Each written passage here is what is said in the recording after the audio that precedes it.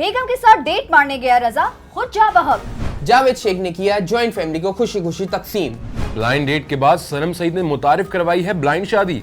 फरासत साहब हाथ धोकर बल्कि नहा धोकर पड़े हफ्सा के पीछे। रोहित को किया काउंटर कामरान के वकील ने। मुबारक हो, इस शादी सीजन आयरा और कामयार की शादी भी तय हो गई। ओल्ड एज होम में चलाने वाले ड्रामे होते हैं ना, तो मुझे वो काइंड का है, बहुत स्लो है। मैं बार बार टाइम देख रही थी कि कितना रह गया। फर्स्ट 2 एपिसोड्स मैंने देखी। नालायक सा बुद्धू सा वो कुछ जरा कोजी से चाहिए होता है। You are in the comforter and all that, you having a coffee. समझ रहा हूं मैं। रात के 2 बज रहे हैं।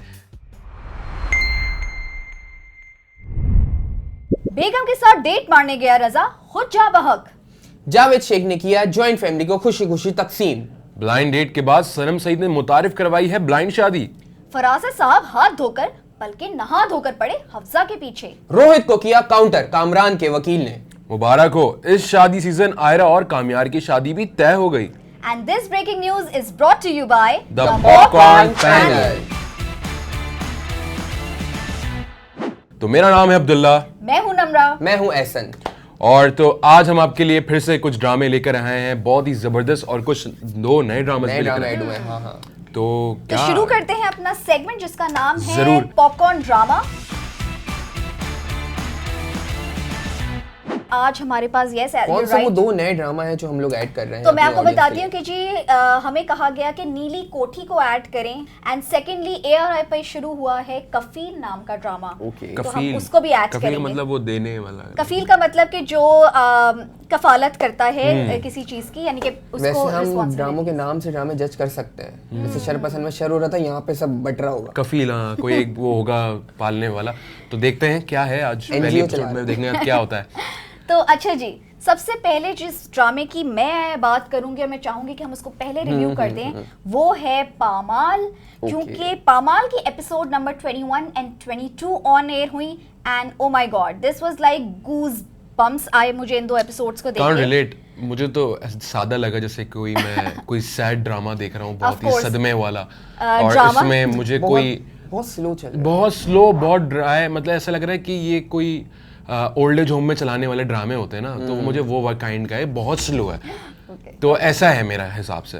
What about you, Ehsan? Same आपको क्या सेम लगा? सेम मैंने Same? पहले ही बोल दिया, स्लो चल रहा है और मतलब अपने मतलब We का agree। नहीं है, जेन ज़ी का ड्रामा।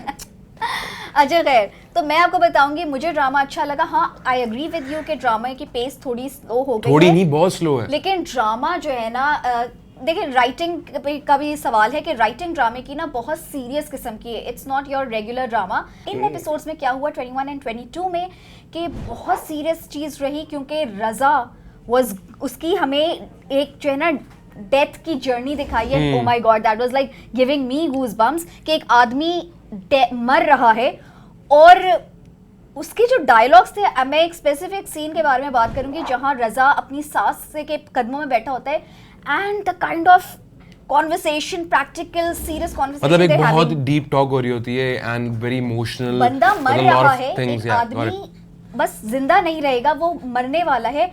और यूजुअली हम क्या करते हैं, हम लोगों को होप दिलाते हैं ना, हमेशा किसी के कोई अगर बीमार हो या मरने वाला हो तो हम उसको होप दिलाते हैं। लेकिन वहाँ इतनी प्रैक्टिकल कॉन्वर्सेशन हो रही है कि माँ कह रही है कि बेटा अब आगे की जो ज़िंदगी होगी उसके लिए तौबा करो, उसके लिए चीज़ें करो। वो घबरा रहा है कि आगे क्या जर्नी है। तो मुझे ये जो है ना, मैंने बहुत सीरियस बैठ के इस ड्रामे को देखा और मुझे बहुत ज़्यादा झुरझुरी आई कि like the reality of life. Actually, the drama is on a very serious topic. It's not about husband and wife की toxicity It's and all. about a very औरतों के जो भी मसले It's होते हैं। women empowerment basically कि Okay। पहले एक औरत was not independent enough। अब जब उस पर बुरा वक्त पड़ा है तो वो किस तरह जो है ना अब अपने आप को बनाएगी, खड़ा करेगी। तो कहानी सारी ये है। अच्छा, हुआ ये कि फाइनली रजा ने बोल दिया, जो मुझे बहुत अच्छा डायलॉग लगा, कि मैं तो उस दिन को रोता हूँ जब मैं ठीक था और मैंने तुम्हें इंडिपेंडेंट नहीं बनाया। तो आई एम ग्लैड कि राइटर ने ये जुमला एक मर्द के मुंह से बुलवाया।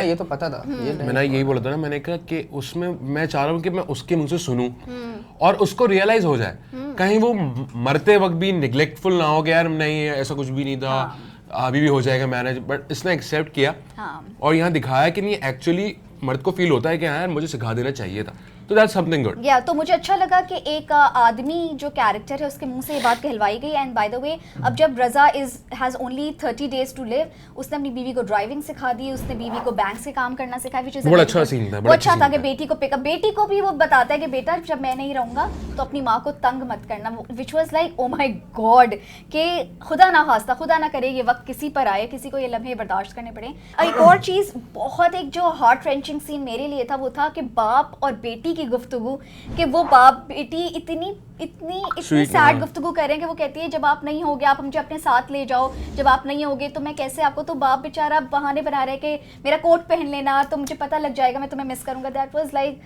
beautiful and very emotional for me. These 2 episodes were highly emotional. By the way, in 2 episodes में मैं ताली दूंगी, मैं कहूँगी कि उस्मान मुख्तार और सबा कमर की ब्यूटीफुल एक्टिंग, उस्मान मुख्तार का जो डिक्लाइन दिखाया है कि उनका पेट बढ़ गया है, वो अब डेथ की तरफ जा रहे हैं, वो बहुत अच्छा शो हुआ। दूसरा ये कि डेथ सीन में हमेशा क्यूरियस होती हूँ कि डेथ सीन कैसे, जब आपने डेथ को इतना ग्रैंड बना दिया कि आप ये मरने वाला एक एलिमेंट बना दिया आपके तो ड्रामा में, अब वो कैसे शूट होगा डेथ सीन, तो मुझे लगा था वो run of the mill type का शूट होगा, लेकिन आई वाज मेस्मराइज्ड अगेन कि इतना खूबसूरत स्क्रीन पे लिखा था उसकी डेथ का कि वो अपनी बेगम को कहता है कि हम एक लास्ट डेट पर चलते हैं, वो लोग वो कश्ती में होते हैं पानी में, ब्यूटीफुल सीन, और इतना प्यारा शूट किया डीओपी ने कि वो उसकी लैप पे सर रखता है और रजा को दिखाया ही नहीं है, सिर्फ सबा कमर ने जो अपनी प्यारी एक्टिंग से एक्सप्रेशंस दिए ना, वाओ, मैं फैन बन गई सबा कमर की। पहले से फैन नहीं थी आप? नहीं मैं नहीं थी, I will be honest on that कि लेकिन मैं उस एक्सप्रेशंस की वजह से उनकी फ़ैन हो गई हूँ एक्टिंग की के ब्रावो। और मुझे ये सीन लिखा हुआ बहुत प्यारा लगा कि डेथ सीन को बिल्कुल अलग तरीके से शूट किया, तो well done writer and direction तो बहुत अच्छी है but it's very slow paced. अच्छा, अब कहानी में रजा की हो गई है अनफॉर्चुनेटली डेथ, अब लड़की किस तरह राइटर बनेगी और अवार्ड विनिंग राइटर बनेगी, वो हम अगले एपिसोड में देखेंगे। अब कहानी एक्चुअल शुरू हुई, ड्रामा यहाँ से शुरू हुआ है कि सबा कमर किस तरह करेगी, तो बहुत सारी औरतों को इस ड्रामे से रिलेट करना चाहिए और कर भी रही हैं, तो looking forward to this drama. Pamaal going headstrong man, headstrong, very good. तो अब चलते हैं अपने नेक्स्ट ड्रामे की तरफ, जो कि एक नया एडिशन है ड्रामा। ये जिन की शादी को इन्होंने रिप्लेस किया है हम टीवी वालों ने नीली कोठी से। गाइस, आप लोगों का इत्तेफाक हुआ नीली कोठी देखने का? अभी नहीं हुआ। अगर मैं आपका रिव्यू अच्छा लगा, मुझे आपका रिव्यू अच्छा लगा, कुछ इंटरेस्टिंग लगा, आपने जिस तरह डिलीवर करेंगे तो शायद मैं देख लूं। Okay, let's see. तो ऐसा व्हाट अबाउट नीली कोठी में कौन है? नीली कोठी में तलहा चहूर हैं, जो नाम ही नहीं सुना मैंने, और खुशी बलोच, खुशबू बलोच या खुशी बलोच? मैंने दूसरा वाला देखा। अच्छा, तो मैं बताती हूँ। नीली कोठी को मैंने कहा कि चलो यार नया ड्रामा आया उसको देखते हैं, और मैंने पहली एपिसोड देखी and trust me I couldn't watch it। मैं बार बार टाइम देख रही थी कि कितना रह गया। फर्स्ट 2 एपिसोड्स मैंने देखी and I am not at all impressed. इसकी कास्ट भी मुझे मज़ेदार नहीं लगी, हालांकि कास्ट में बड़े बड़े नाम हैं लाइक उस्मान पीरज़ादा है, नतीका उड्डो साहिबा, लेकिन आई एम सॉरी इंसॉम्बल कास्ट है साइमा, सॉरी जॉन रैम्बो की बेगम भी हैं इसके अंदर, लेकिन मुझे मज़ा नहीं आ रहा क्योंकि कहानी बहुत बेतुकी और बेतरतीब चल रही है। कहानी is about a very old कोठी, लेकिन वो कोठी इतनी ग्रैंड, इतनी नए ज़माने की दिखाई है, हमें तो उसमें ओल्ड ऐसा कुछ नज़र नहीं आ रहा, और नए नए कैरेक्टर्स ऐड हो रहे हैं, लेकिन कहानी में बहुत कन्फ्यूजन है, कौन किसका रिश्तेदार है, किससे क्या रिश्ता जुड़ता है, कुछ समझ नहीं आ रहा। पहली 2 एपिसोड्स वर लाइक वेरी, और इतने हुस्न इत्तेफाक हो रहे, लड़की को पुलिस पकड़ के ले गई, एक ही दिन में हीरो ने 2 दफ़ा उसको अलग अलग सड़कों पे देख लिया, एक दफ़ा पुलिस में जाते हुए, सिरा अज़हर उसमें टिकटॉकर टाइप चीज़ बनी हुई है। All in all, I'm not impressed and I don't think I'll be able to continue with this drama's review, so I'm not gonna take it up. देखते हैं, अगर रिव्यूज हमें अच्छे मिल गए लोगों से कमेंट्स के अंदर तो we will continue। आप लोग बताइए, if not तो हम रिमूव कर देंगे। हाँ। उसके बदले ही बता देना कि भाई कौन सा ड्रामा लाया। अभी तो नीली कोठी मुझे तो समझ नहीं आया, ऑडियंस हमें बताएगी कि क्या लगा। एंड नेक्स्ट हम चलते हैं भाई, एक और नया ड्रामा आया है ARY पे, जिसका नाम है कफील। अच्छा, कफील का मतलब होता है कि वो शख्स, सनम सईद है उसमें और इमाद इरफानी है। वाओ, आई कैन, मैं बताता हूँ बाबर इसमें क्या होता है। इसमें होता है जामी नाम का एक लड़का। पूरा ड्रामा इस चीज पे हुक है उसका कि लड़की को पसंद आ जाता है कोई सिंगर जामी, गिटार लेके नहीं बैठे होते हैं, जामी होता है सिंगर, वो बैठा होता है, उनके घर पे रिश्ता आता है सेम नाम के बंदे का जामी, वो समझती है कि वो है, वो लड़की समझती है कि मैं वो है, और शादी होने के बाद पता चलता है ये कौन सा जामी आ गया भाई। अब पूरा प्लॉट ड्रामे का इस पे। यस यस, अच्छा प्लॉट तो नहीं, लेकिन ये इनिशियल एक चीज है। अच्छा, आपने नोटिस किया कि ड्रामा ऐसा लग रहा है कि कोई पुराना दौर दिखाया है ना? घर भी बहुत पुराना हाँ, एक्चुअली हुआ ये है कि ड्रामे में ना आगे मोज़ाइक वाले टाइल्स एंड ऑल दैट। ड्रामे में आगे होगा क्या, ड्रामे में सनम सईद का ओल्ड एज भी दिखाई जाएगी, तो प्रोग्रेशन ऑफ कैरेक्टर आएगा। इसलिए ये 90s का दौर, आपने शामियाना अगर देखा हो पीछे जिस तरह शादी होती है वो 90s का शामियाना है। मुझे एक चीज अच्छी है, फहद मुस्तफा की प्रोडक्शन है ये, सही है, बिरयानी भी थी, लेकिन चलो उसको हटा दो अभी। ये इसकी फहद मुस्तफा की प्रोडक्शन है, मतलब ये शुरू में ऐसे ही जाएगा, उसके बाद इसका डाउनफॉल आएगा बहुत ज्यादा और फिर ही खत्म हो जाएगा। नहीं, परवरिश भी फहद मुस्तफा की प्रोडक्शन थी, आप फिर नहीं बोल सकते। परवरिश अच्छा था, फहद मुस्तफा ने खुद बोला था, फहद मुस्तफा का खुद का जो ड्रामा था उसके साथ मैं 10 ड्रामे बनाता हूँ जिसमें से 3 या 4 चलते हैं, बाकी 6 का कोई जिक्र नहीं करता।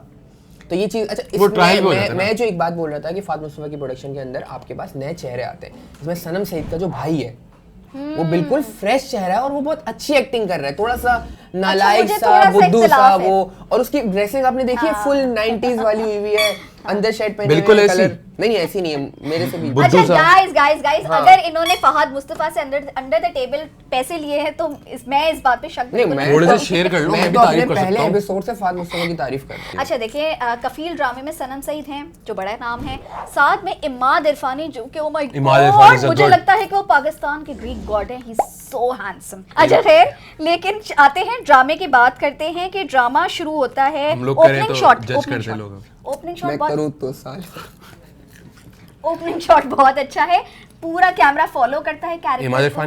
इमाद इरफानी बाद में आते हैं। कैरेक्टर ओपनिंग जब होती है तो एक कैरेक्टर छोटी बहन को पूरा कैमरा घर के अंदर फॉलो करता है, वो मुझे बहुत अच्छा लगा था।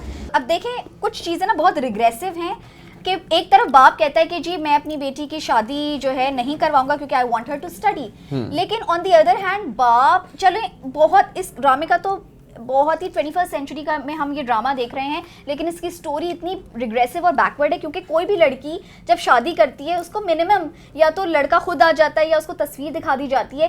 इस ड्रामे में ऐसा स्टूपिड प्लॉट है कि लड़की ने बस नाम सुना, हाय अल्लाह जामी का रिश्ता है, वो कहती है कबूल है। जब शादी के निकाह के बाद शीशे में मुंह दिखाई होती है तो पता चलता है जामी तो कोई और ही निकले, तो अब लगा जामी है ही नहीं। हाँ, अब लड़की को शॉक लगा, शॉक कि ये हुआ क्या। अगर आपने नोटिस किया हो कि एपिसोड्स के शुरू में लिखा हुआ आता है the past, first chapter the past, तो ये लड़की का पास्ट दिखा रहे हैं और चैप्टर्स में कहानी को रिवील किया जाएगा, व्हिच इज अ गुड। अच्छा, ये मैंने नहीं देखा, ये इतनी डिटेल्स देखते ही नहीं हम लोग। अच्छा, दूसरा ये कि टाइटल, जो ड्रामे का टाइटल ट्रैक भी है ना, वो भी बहुत 80s और 90s के दौर का ना टीना सानी की आवाज वाली गजल टाइप चीज लग रही है।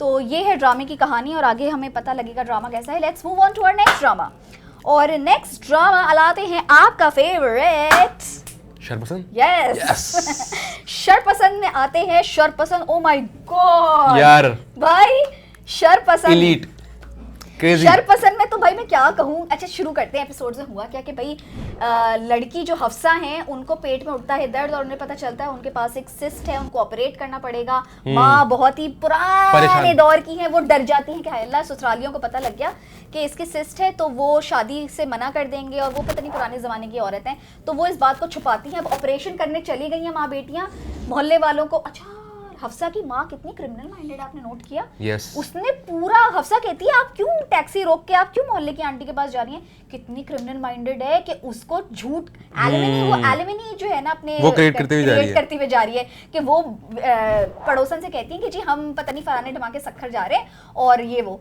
तो झूठ बोलते हुए जा रही है, बड़ी पक्की आंटी है। और लेकिन फरासत साहब भैया क्या जो एक्टिंग की है वो आपने, वो तो एक्टिंग तो उनकी मेन चीज है, उसके अलावा आप बताएं क्या यार, ये कि मैं एक्टिंग तो आपको एक सीन बताती हूँ जो लिखा भी मजे का है, एक्ट भी अच्छा, डायरेक्टर ने भी अच्छा काम किया उसमें। मुझे लग रहा है ये जो कैरेक्टर है ना नुमाइजा, उसको खुद बहुत पसंद आया, तभी बहुत दिलो जान से उसको कर अब दिखाया है कि इतना नोजी नेबर है कि अगर उसको कुछ दिख नहीं रहा, आवाज नहीं आ रही, वो दिखाते हैं अपने ना सहन में एक्सरसाइज कर रहे हैं, जंपे मार रहे हैं, और उससे दिखता है कि हफ्सा और उसकी माँ किसी गाड़ी में बैठ के जा रहे हैं, तो वो इतना नोजी होता है कि और उचक उचक के देखता है। वो सीन मुझे बहुत मजे का लगा। और फिर जाके फौरन ड्रामे की मेन खासियत, ओके, फिर जाके फौरन अपनी बेगम को डेटा ट्रांसफर करता है कि बेगम सारा।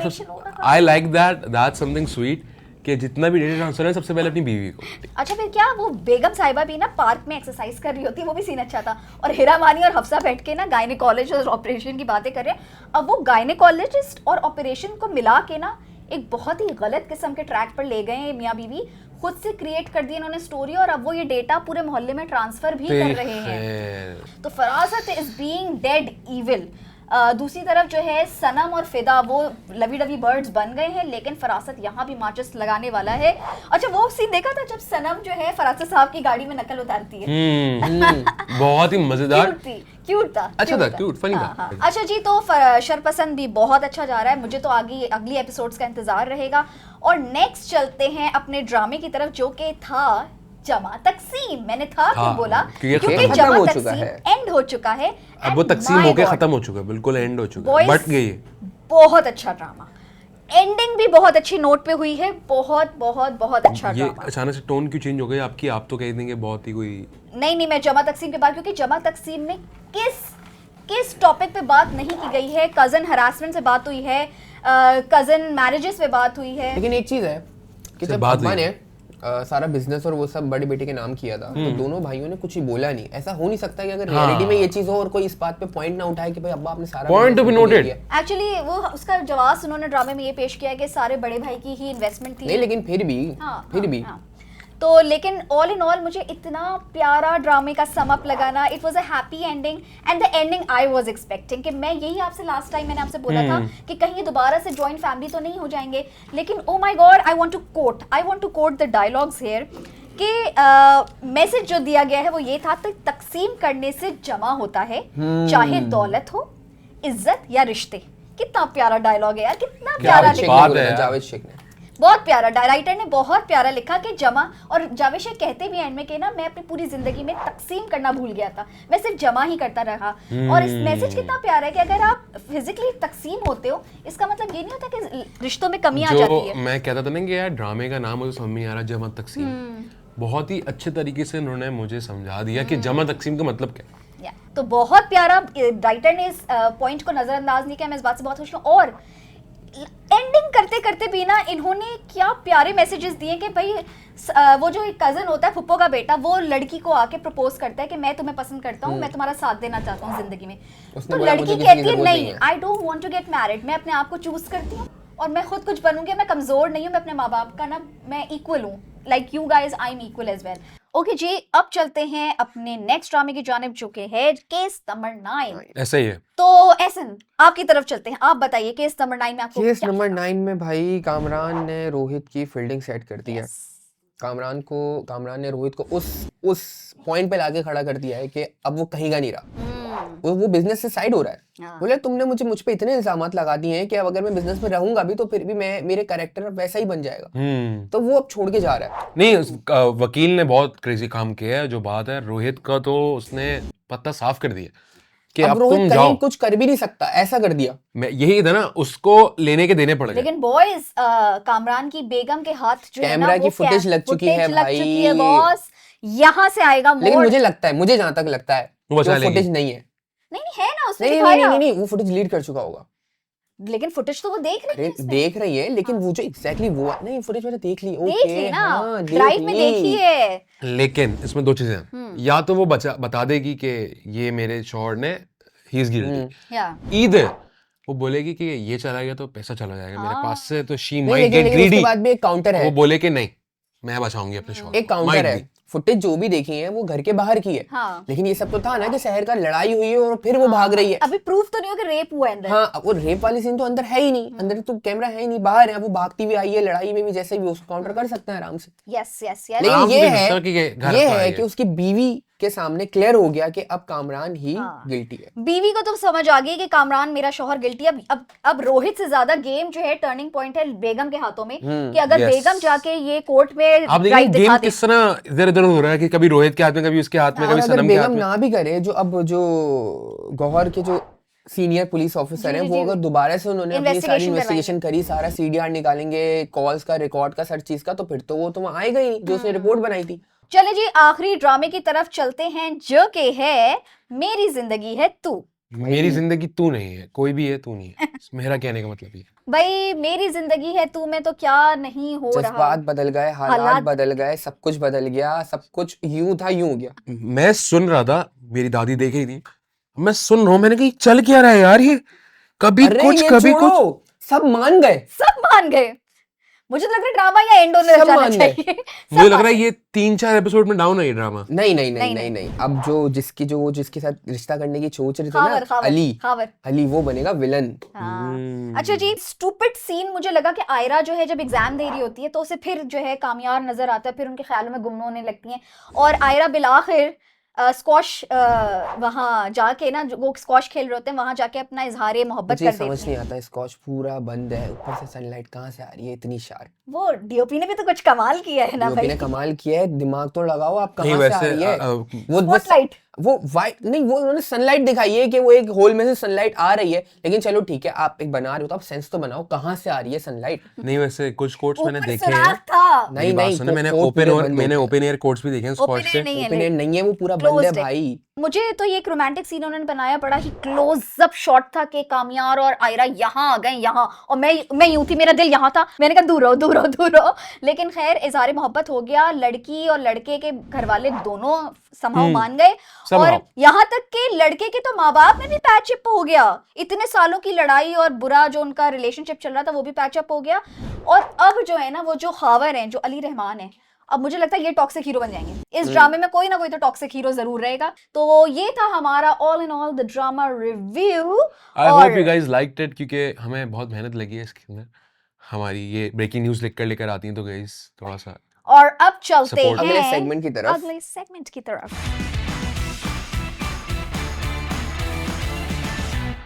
So guys, अब जो है आता है वो है पॉपकॉर्न पिक्स, जिसके अंदर हम लेकर आए हैं 2 sequel according to its weather. जैसे आप लोग को पता है सर्दियां चल रही हैं, कुछ जरा कोजी से चाहिए होता है, you are in the comforter and all that, you having a coffee, समझ रहा हूं, रात के 2 बज रहे हैं, रामेन आप खा रहे हैं, उसके साथ आपको कुछ अच्छी सी मूवी, एक अच्छी सी सीक्वल चाहिए होता है जो आप फजर तक बैठ के देख रहे हो। तो उसमें मैं 2 सजेस्ट करूंगा आपको। एक है होम अलोन का सीक्वल, बेस्ट टाइम, मैं बोलता हूँ, मैं इस साल का इंतजार करता हूँ कि साल के एंड में मैं देखूंगा होम अलोन और सारी देखूंगा, और जो मजा आता है ना, एक बचपन का आपका वो हो जाता है, इट्स गुड। और उसमें कोई एज का वो नहीं है, फैक्टर नहीं है कि आप कितने बड़े हो कितने भी छोटे हो, इट्स गुड। और इसके साथ सबसे बेस्ट हैरी पॉटर, ये तो बस भाई खत्म कर दी, ये खत्म। इस टाइम पे, इस सीजन, जो आपके साल का जो टाइम होता है ना, इसके अंदर जो हैरी पॉटर का मजा है ना, वो आपको पूरे साल में कभी नहीं मिलेगा। It's good. अगर आपने कजिन्स का नाइट स्टे वगैरह कर रहे हो, मजा आएगा, हैरी पॉटर देखो, you will love it. And इसी के साथ हमारे नए सेगमेंट का टाइम होता है, व्हिच इज माइको ओरिजिनल्स, या माइको का स्पेशल कुछ, माइको का स्पेशल नहीं, माइको ओरिजिनल्स है, माइको ओरिजिनल। सो बाबर और नम्रा, आप बताएं, आपके घर में जो बड़े बुजुर्ग होते हैं, आपने उनका पानदान देखा है? हाँ, मेरी नानी के पास पानदान होता था, सरोता और सुपारी। तो किस तरीके से वो बनाते थे, वो जो कल्चर चलता हुआ आ रहा है, कैसे करना, वैसे ही हमारे पास माइको पे ओरिजिनल शोज है, माइको मिनट्स के नाम से। उसके अंदर हमारे पास दिखाया दादी का पानदान के नाम से एक एपिसोड है। आप वो एपिसोड देखें, उस एपिसोड के अंदर जो हमारी टीम ने क्या काम किया है, वो गाइस आप लोग देखें, वो पूरी नहीं, मैंने इसका इंस्टाग्राम पे देखा था, बहुत ही एक बड़े अच्छे कलर्स और उसमें बड़े स्टोरी लाइन बहुत अच्छी थी, बहुत अच्छी सी, बहुत अच्छे से उसको दिखाया कि किस तरीके से करते हैं, हमारे कल्चर को रिवाइव किया, बताया, और बहुत जबरदस्त है कि आपको याद आ जाएगी, आपको आपकी दादी, नानी, ताया, ताई की जो खाती थी घर में बैठ के, जिनका अपना पर्सनल पानदान होता था, जिनसे लोग आते थे, अब्बा जाते थे, अब्बा वो अम्मा एक वो तो पान की वो तो बनाते, वो बना के देती थी, वो सब लगाते थे, बहुत मजे का। और इसी तरीके से हमारे पास 1-2 और शोज है माइको मिनट्स। माइको मिनट्स एक तरीके से हमारा एक स्ट्रीट टाइप का शो है, जिसके अंदर एपिसोड्स आते हैं, आप वो हर एक कल्चर, हर एक जगह को बता रहे हैं कि भाई ये चीजें होती हैं, चीजों को लोगों तक पहुंचाना, रोड साइड पे क्या क्या होता है। उसी के अंदर एक और है हमारा पोस्टर के नाम से एपिसोड है। अच्छा, वो जो पाकिस्तानी फिल्म पोस्टर्स पर था, लवली, यार वो अच्छा था। मैंने बात करी अपनी प्रोडक्शन टीम से कि यार एक आध पोस्टर मुझे दिलवा दो, बड़े कूल पोस्टर्स हैं। I have them, I can give it to you। तो मैं अपनी दीवार पे लगाऊंगा, कूल लगूंगा। और ऐसे एक और जबरदस्त है वाइनल रिकॉर्ड के नाम से। हाँ, वो भी अच्छा है, वो अच्छा है, लेकिन गाइस आप लोग रेट्रो फील आती है आपको बताते हैं कि किस तरीके से पुरानी चीजें होती थी जो कि लोग अब भूल गए। ऐसा ही है। आप लोग देखें, जाएं माइको पे और इस चीज को कमेंट करें, लाइक करें, शेयर करें और बताएं कि हम और किस टॉपिक पे इस तरीके की वीडियोस बना सकते हैं। माइको मिनट्स बहुत इंटरेस्टिंग है। एक तो शॉर्ट फॉर्मेट है, छोटा सा होता है और उसमें मेन शॉर्ट फॉर्म है जो कि लोग जल्दी जल्दी देखते हैं, ऊपर कर देते हैं, मतलब इतनी लंबी नहीं, आपको टू द पॉइंट आपको बातें बता दी, चीजें बता दी, आपको कनेक्ट करवा दिया अपनी पास से, चीजें ये होती थी बस ऐसे। खैर मैं तो माइको पे काफी सारा कंटेंट जो है वो वॉच करती हूँ, EPL भी देखती हूँ एंड माइको मिनट्स भी देखती हूँ, पॉपकॉर्न पैनल भी देखती हूँ और रिवॉर्ड्स भी कमाती हूँ, तो आप लोग भी ये कीजिएगा। तो इसके साथ वक्त होता है हमारा सबसे फेवरेट, जिसमें हमारी बहुत मजा आता है, मुझे इसका इंतजार होता है जिसका मुझे, दैट्स पॉपकॉर्न रैंकिंग्स। तो भाई बेस्ट एक्टर एहसन कौन है? बेस्ट एक्टर मेरी तरफ से जो मैं समझता हूँ वो है कामरान का वकील, उस्मान मुख्तार। मेरा है नुमान इजाज। बेस्ट एक्ट्रेस में हानिया आमिर, पामाल की Saba Qamar. Hania Aamir as usual. Best villain में है नुमान इजाज। बेस्ट ड्रामा मैं जमा तकसीम को दूंगा। जमा तकसीम इट इज। शरपसंद गाइस। सो गाइस इसी के साथ हम कर रहे हैं, हम लेंगे आपसे इजाजत और हमने अपनी एपिसोड का कर दिया है रैप। इजाजत नहीं भी दोगे तब भी जाएंगे ऑब्वियसली, क्योंकि अगले हफ्ते फिर आना है यार। तो आप जो है हमें देखते रहिए, हमें फॉलो कीजिए, सब्सक्राइब कीजिए, लाइक कीजिए और शेयर भी कीजिए और मजीद कंटेंट को देखते बोलते हैं कि बेल आइकन दबा दो, जैसे ही आप बेल आइकन दबाओगे तो जब भी मैं ऑनलाइन आऊंगी तो आपको पता चल जाएगा। Yes do that also. और कमेंट कीजिए और कमेंट कीजिए। So guys, hope you guys loved it and हम आपका इंतजार करेंगे इंशाल्लाह next week and do let us in the comments आपको क्या लगता है। See you guys, Allah Hafiz. Allah Hafiz, signing off.